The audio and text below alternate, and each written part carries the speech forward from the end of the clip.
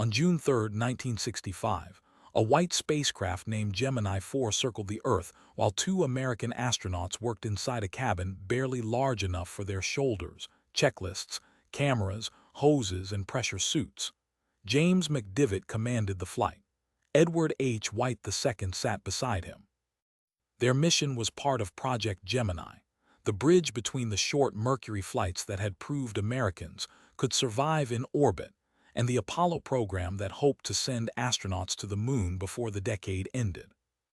The spacewalk was not a stunt added for spectacle. It was a test of whether a person could leave a spacecraft, work in vacuum, move with control, remain connected to life support, and get safely back inside.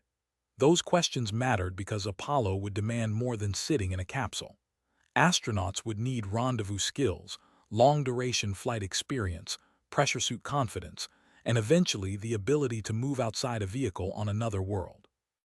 Gemini was where NASA learned those lessons under real orbital risk. There was also pressure from the Soviet Union. In March 1965, cosmonaut Alexei Leonov had become the first human to walk in space during Voskhod 2. His achievement was dramatic, but it also revealed danger. His suit stiffened in vacuum, and getting back through the airlock was difficult. NASA understood the message. The United States did not simply need to match a headline. It needed to understand extravehicular activity as engineering, procedure, and survival. Gemini 4 launched from Cape Kennedy on a Titan II rocket. The mission plan included days in orbit, medical observation, photography, and attempted rendezvous experiments. But the moment most people would remember came when the cabin was prepared for vacuum. Inside the spacecraft, there was no roomy airlock. Both astronauts had to suit up. The cabin pressure was reduced. McDivitt remained inside to manage the spacecraft, photograph the operation, and monitor White. White prepared to open the hatch above him and cross a boundary no American had crossed before. Opening the hatch transformed the small capsule into a doorway over Earth. White emerged in a white pressure suit with a gold-tinted visor, an umbilical line, and a handheld maneuvering unit sometimes called a zip gun. The device used compressed oxygen to let him translate and turn in small bursts. Beneath him, Earth moved in blue, white, and brown arcs. In the photographs, White appears calm and almost graceful, but the image hides the discipline behind the scene. Oxygen flow, suit pressure, communications, tether management, body position, temperature, and the constant fact that orbital beauty offered no margin for carelessness. For roughly 23 minutes, White moved outside Gemini 4. He tested the maneuvering unit until its gas ran low, handled his tether, looked down at Earth, and reported the experience with obvious wonder. The first American spacewalk became one of the iconic images of the space age because it joined vulnerability and confidence in a single frame.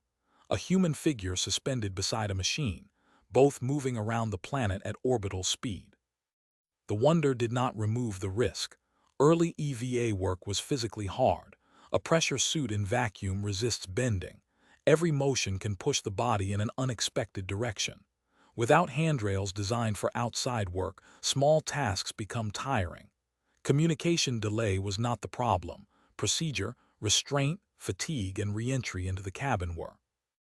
Mission Control had to balance enthusiasm with discipline, and Flight Director Christopher Kraft's team understood that a beautiful picture could not become the mission's priority. When the order came to return, White did not want the spacewalk to end. His famous reluctance was human, but the reason for the order was operational. The spacecraft still had a flight plan, consumables, thermal limits, and re-entry obligations. White had to maneuver himself back to the hatch, pull his body inside, and help secure the cabin. The hatch was stiff and awkward. Closing it required effort. That detail mattered because it exposed a basic truth. Leaving the spacecraft was only half the achievement. Getting back in was the safety-critical half. Gemini 4 continued after the EVA. The crew stayed in orbit for 4 days, much longer than any previous American mission. That endurance mattered for Apollo planning because a lunar mission would last days, not hours. The flight gave doctors and engineers more information about sleep, workload, orientation, and spacecraft systems.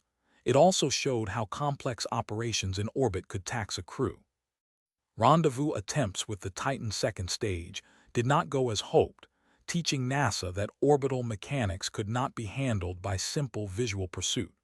Those lessons led to better procedures in later Gemini flights. The spacewalk's legacy was therefore larger than one astronaut outside one capsule. It changed how NASA thought about suits, restraints, handholds, tools, training, schedules, and fatigue. Later Gemini astronauts would struggle with and then improve EVA methods. Underwater training, foot restraints, better tethers, and clearer work procedures became essential.